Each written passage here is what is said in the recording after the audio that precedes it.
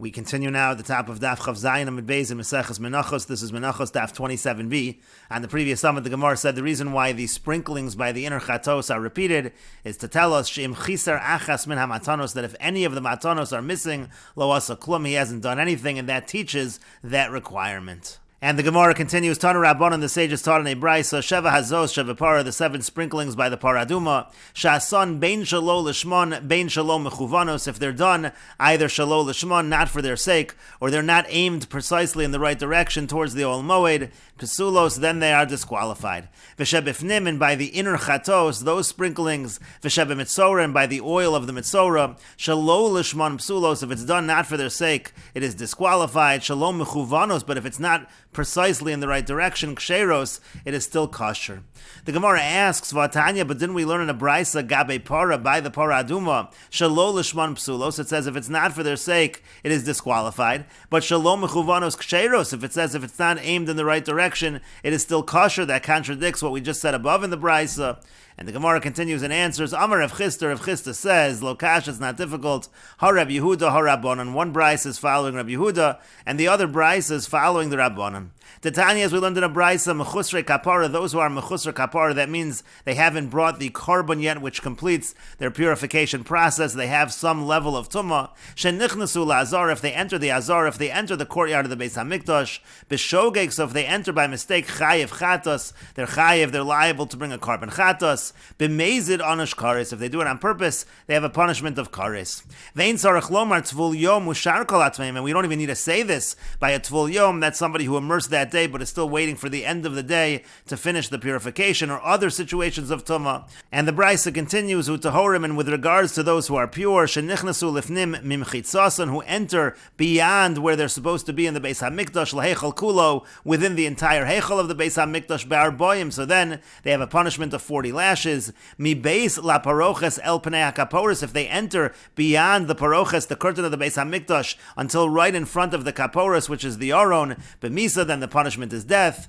Rabbi Yehuda says, Kol Hechel Kulo, the entire Hechel, the entire area of the Kodesh, Umi Beis La Paroches, and if they enter beyond the Paroches, beyond the curtain that separates the Kodesh from the Kodesh Kadashim, Bi'ar Boim, then the punishment is 40 Malchus, V'al Pnei HaKaporis, but if they're in front of the Kaporis, right by the Aron, B'misa, then the punishment is Misa. And the Gemara says, B'mai Komiflagi, what is the Machlokes, what is the root of the Machlokes between the Tanakama and Rabbi Yehuda over here in the Brisa? B'hai Kra, they're arguing in the following pasuk. Vayomer Hashem al Moshe, Hashem said to Moshe, Daver el Aaron achicha ve'al Yavo b'chol eis al hakodesh mi beis la paroches al panei hakaporis asher al ha'aron v'lo yamus. It says that he shouldn't enter and he shouldn't die. And so Rabbanan Savri, the Rabbanan hold el hakodesh, if he enters to the kodesh below Yavo. So that's just a negative commandment of below Yavo. Mi beis la paroches ve'al panei hakaporis. But once he passes the paroches, once he enters in front of the kaporis, those are below Yamus. Those he shouldn't die, there the punishment is death. El HaKodesh, it's a negative commandment, it's Malchus, but again, if it's Mibeis La Paroches El Panei HaKapores, then the punishment is Misa.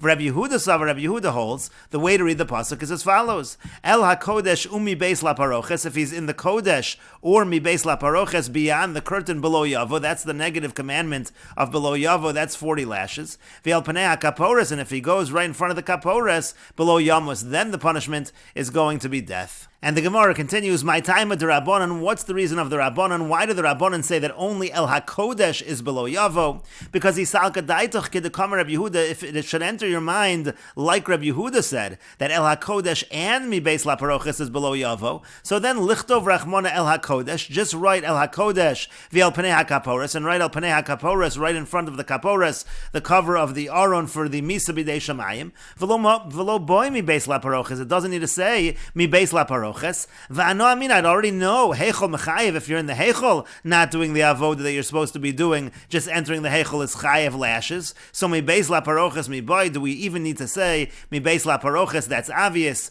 Mi Beis La Paroches, the cause of Rachman Olamali, what's the purpose of writing Mi Beis La Paroches? Shma Mina B'Misa, it comes to teach us that Mi Beis La Paroches as well, there is Misa B'dei Shamayim. Rabbi Yehuda responds to that, because of Rachmana El HaKodesh, if it only said El HaKodesh, v'lo kasa mi beis laparoches, and it didn't say mi beis laparoches. So hava amina my kodesh mi beis laparoches. One might have actually thought that kodesh means mi beis laparoches, beyond that curtain. That's where there's 40 lashes. Avol heichol lav nami lo. But when it comes to the heichol, there it's not even a negative commandment, and so therefore that's why it needs to say mi beis laparoches. And the Gemara continues, v'Rabbanan, and the Rabbanan respond to that, ahulo matzas amr, that you couldn't have said. We never would have thought that when it says kodesh, it means mi beis laparoches. The heichol kulo ikri kodesh, because the entire heichol is certainly called kodesh. Shenemar, as it says in the pasuk, v'ivdila haparoches lachem, that the paroches will separate for you bein hakodesh uvein hakodesh hakodashim, between the kodesh and the kodesh kodashim. And the Gemara continues, Rabbi Yehuda my time, and now what's the reason of Rabbi Yehuda?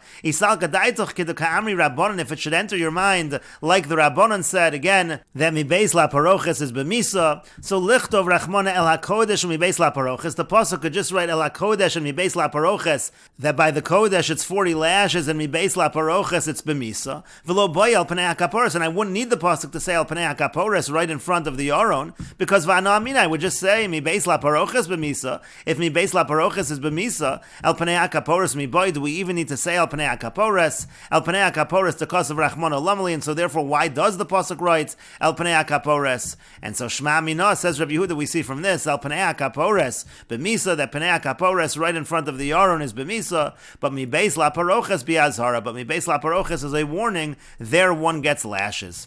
V'Rabbanan, and the Rabbanan, they respond, hachanami de lo tzarach, it's truly true. Indeed it is true that el panei hakaporos is not really needed. V'hai the cause of rachmana el panei hakaporos, and the only reason the pasuk writes el panei hakaporos lemuute derech meshupash, it's to exclude somebody who enters the Kodesh Kadashim in a roundabout path. In such a situation, there is no punishment of Misa. Kedetana Dvei Rabbi Eliezer ben Yaakov, like it was taught in the yeshiva of Rabbi Eliezer ben Yaakov, El Panei HaKapores Kedma, it says Panei HaKapores Kedma, and Zeb Bo Na'av, this sets a general rule, Kol Mokom Shenemar Panei, anytime it says the word Panei, Eino Ela Panei Kadim. What it means is Panei, it means from the east, only entering from the east is going to be the punishment of Misa B'dei Shamayim. And the Gemara continues for Rabbi Yehuda, and Rabbi Yehuda responds to that, Lema Kra Panei, if that's all it was teaching us, that roundabout is to be excluded, just say the word Panei. My El, why does it say El Panei? Shma Mina El Dafka. You see El Dafka, that again, it has to be directly in front of the Yarn in order to be Chayiv Misa,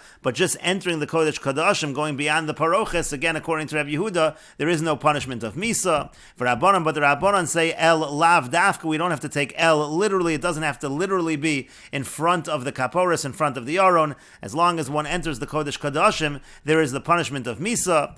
And the Gemara continues, Rabbi Yehuda da Amar, El Panei HaKaporos Davka. Now, according to Rabbi Yehuda, who says El Panei HaKaporos, that we take that literally, and again, only in that situation where it's Panei HaKaporos, right in front of the Kaporos, is there Misa. So Vehiza El Nochach Nami Davka. That goes back to what we're discussing above. Vehiza El Nochach, when it says he sprinkles towards, that also means it literally has to be sprinkling towards. And therefore, Rabbi Yehuda is the Tan of the Brisa that says the sprinkling must be precisely in the right direction, again, by the Parah Aduma. Rabbanan, and the Rabbanan say the opposite. Midahasam lav dafka, from the fact that over there by El Panei HaKaporos it's lav dafka. Hachanami, so too over here by the Parah Aduma, lav dafka, it's not meant to be taken literally.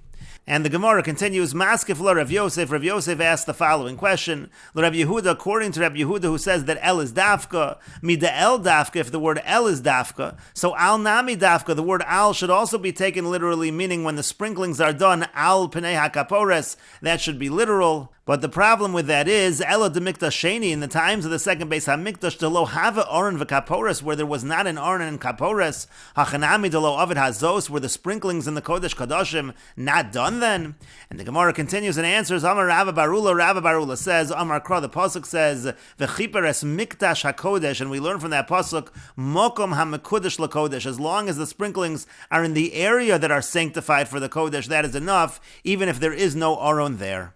And the Gemara continues with another answer to the contradiction in the Brisas above. Rava Amar Rava says, Hava HaRabbanon, both Brisas are actually the Rabbanon. And Rashi explains, Utahorin shenichnasu lifnim mimechitzasan, those who are pure, who enter beyond their boundary. For example, Yud Aleph Amma Mokom Drisas Ragal Yisrael. Yisrael is only supposed to be in the 11 Amma area of the courtyard. They go beyond that, for example. And Rashi continues, Mi Beis LaParoches means lifnai v'lifnim. It means in the Kodesh Kadashim, Shasham Aron, that's where where the Aron is.